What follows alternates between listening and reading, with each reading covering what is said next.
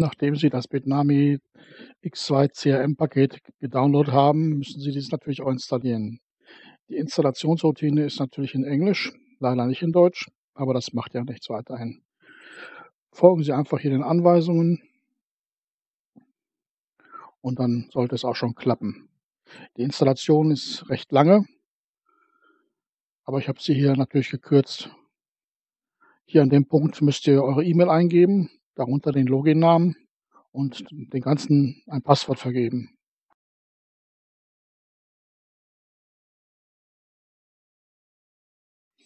Wenn alle Daten eingegeben worden sind, klickt einfach auf Next und hier macht ihr den Haken raus, weil ihr keine Informationen zu der Cloud braucht. Und nun läuft auch schon die Installation. X2 CRM ist ein mächtiges Paket, das für den Vertrieb und fürs Marketing und als Serviceprogramm geeignet ist, das auf einem Webserver läuft. Ist also speziell für Unternehmen gedacht, die mit Kunden zu tun haben und so weiter. Der Schwerpunkt der Software liegt auf Prozessoptimierung und Geschwindigkeit. So, nun sollte auch der Installationsprozess abgeschlossen sein. Ich lasse mal das Ganze automatisch starten. Dann startet sich normalerweise der Browser und der Login-Screen. Dort gebt ihr euren Usernamen ein und euer Passwort, um euch einzuloggen. X2 CRM ist ein ziemlich recht kompliziertes System und daher kann ich hier auch kein Tutorial dazu machen. Aber ihr könnt euch ja das Skript oder das Programm selbst einfach mal hier anschauen. Ich klicke hier so einige Menüs durch und einige Punkte und werde auch ein Produkt reinsetzen und das ganze System auch auf Deutsch umstellen. Schaut selbst. Wem das interessiert, der sollte sich das Ganze einfach mal unter Windows installieren.